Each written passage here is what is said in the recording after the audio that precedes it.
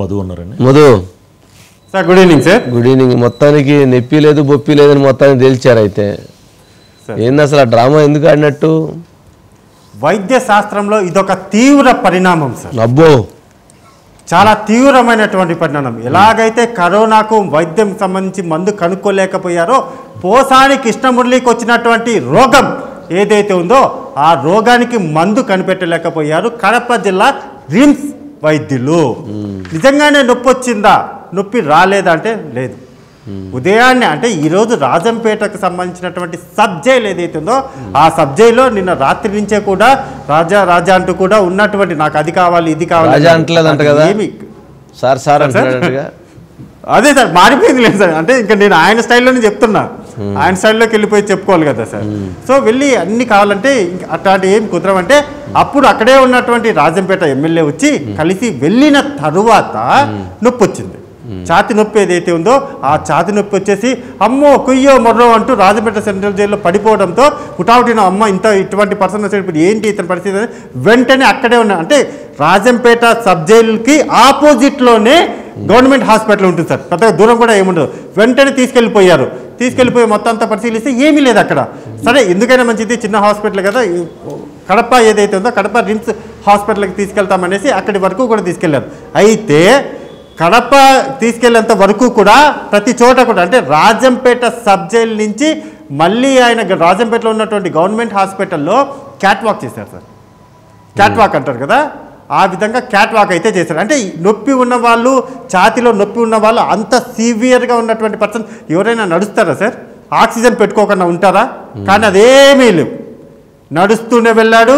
అక్కడ ఉన్నటువంటి వైద్యులతో ఈ నొప్పి ఆ నొప్పి అని మామూలుగానే చెబుతున్నాడు తప్ప ఆ నొప్పికి సంబంధించి వైద్యులు మాత్రం కనిపెట్టలేకపోయారు. సరే, ఇంకా రాజంపేటలో ఉన్నటువంటి వైద్యులు కనిపెట్టలేకపోయారు కాబట్టి లా అండ్ ఆర్డర్ పోలీసులు వెంటనే కడపలో ఉన్నటువంటి పెద్ద హాస్పిటల్ అయినటువంటి దాని దగ్గరికి తీసుకెళ్లారు. రిమ్స్ దగ్గరికి తీసుకెళ్ళిన తర్వాత రిమ్స్ హాస్పిటల్లో మొత్తం చెకప్, ఇంకా ఆయన ఇంతవరకు కూడా ఈ మధ్య కాలంలో అన్ని చెకప్లు ఆయన కూడా చేసుకొని ఉంటాడో లేడో కూడా తెలియదు సార్. కానీ మొత్తం అన్ని చెకప్లు ప్రతి బాడీలో ఉన్నటువంటి ప్రతి పార్ట్ చెకప్స్ అన్నీ కూడా ఫైనల్గా అయితే చేశారు. అంతా చేసిన తర్వాత నార్మల్ అన్నీ నార్మల్ అయినప్పుడు మరి ఇక్కడి నుంచి ఎలా వచ్చింది?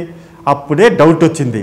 పోసాని కృష్ణమురళి చెప్పినటువంటి మాట ఏదైతే ఉందో అది నిజం కాదు.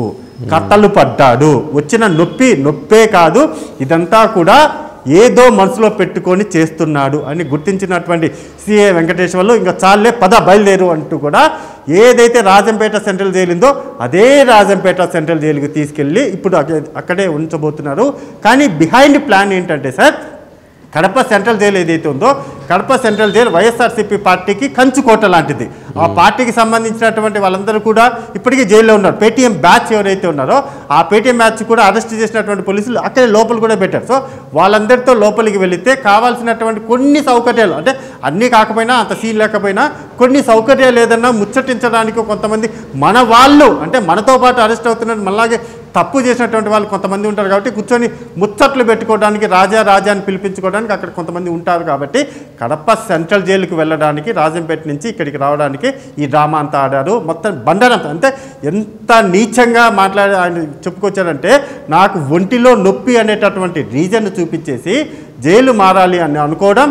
మోర్ ఓవర్ ఇక్కడ ఇంకొక ఆయన చేసినటువంటి అతి తెలివి ప్లాన్ ఏంటంటే సార్, జైల్లో తనకు నొప్పి ఉంది అని చెబితే మొత్తం 14 రోజుల పాటులో 14 రోజులు కాకపోయినా ఒక 5 రోజులైనా 10 రోజులైనా సరే జైల్లోనే ఉండొచ్చు కదా. జైల్లో అయితే ఫుడ్డు, బెడ్డు, ఫ్యాను అన్నీ ఉంటారు, వస్తూ ఉంటారు, పోతూ ఉంటారు, కలుస్తూ ఉంటారు.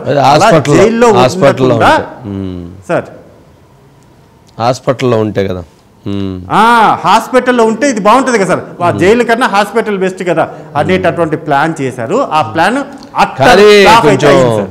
కొంచెం మార్పు వచ్చినట్టుంది. ఇటు కాలు రగరేయటం, ఇట్టిట్టంటాం, డ్యాన్సులు ఉండేవి కొన్ని మామూలు డ్యాన్సులు, చేతులు ఊపటం, కాళ్ళు ఎగరేయటం, ముక్కు ఎగరేయటం, మూతి ఎగరేయటం, ఇవన్నీ తగ్గి రెండు చేతులు ఇలా పట్టుకుని ఇలా తిరుగుతారు సార్, రెండు చేతులు ఇలా పెట్టి ఇలా తిరుగుతారు. ఇప్పుడు అవన్నీ తగ్గినాయి కొంచెం. ఇప్పుడు అవన్నీ ఏం లేదు సార్, అవన్నీ ఇలా ఇది జస్ట్ ఇలా చేతి ఇలా పెట్టుకొని సైలెంట్ గా చెప్పండి సార్, ఏంటి సార్ మీరు ఏమన్నా అడిగినా మాకు ఇది కావాలి, ఈ రకమైనటువంటి మార్పు. అంటే ఎందుకంటే ఎందుకు అతన్ని అలా కొంచెం చెప్పాల్సి వస్తుందంటే అతను మాట్లాడిన భాష మంచిది కాదండి. అందుకని అతనికి పనిష్మెంట్ చేయడం మంచిదే. ఆయన ఎవరినైనా కానీ ఆయన విమర్శించవచ్చు. చంద్రబాబు నాయుడు గారిని విమర్శించకూడదని ఏం లేదు, లోకేష్ గారిని విమర్శించకూడదని, పవన్ కళ్యాణ్ గారిని విమర్శించకూడదని ఏం లేదు. పవన్ కళ్యాణ్ గారినైనా విమర్శించవచ్చు, కానీ పవన్ కళ్యాణ్ గారిని అమ్మని అనకూడదండి, పవన్ కళ్యాణ్ గారి భార్యని అనకూడదండి, పవన్ కళ్యాణ్ గారి పిల్లల్ని అనకూడదండి. ఎట్లా అంటాడండి? ఏ రకంగా అంటాడండి? కులాల మతాల మధ్య చిచ్చులు పెట్టి విధ్వంసాలు సృష్టించాలనే విధంగా ఎందుకు మాట్లాడతారండి? ఎవరిచ్చారండి రైట్ అతనికి? వాళ్ళు ఇంకా పద్ధతి కలిగిన వాళ్ళు కాబట్టి, పవన్ కళ్యాణ్ గారు లోకేష్ గారు పద్ధతి కలిగిన వాళ్ళు కాబట్టి ఊరుకోవటమే. ఇంకోరైతే ఊరుకోరు. ఆయన మాట్లాడిన భాషకి ఏం ఊరుకోరు, అవసరమే ఊరుకోవాల్సిన అవసరం కూడా. కాకపోతే అది తప్పు, చట్టాన్ని చేతుల్లో తీసుకోవడం తప్పు కాబట్టి వాళ్ళు పద్ధతిలో సిస్టమ్ ప్రకారంగా జరుగుతుంది.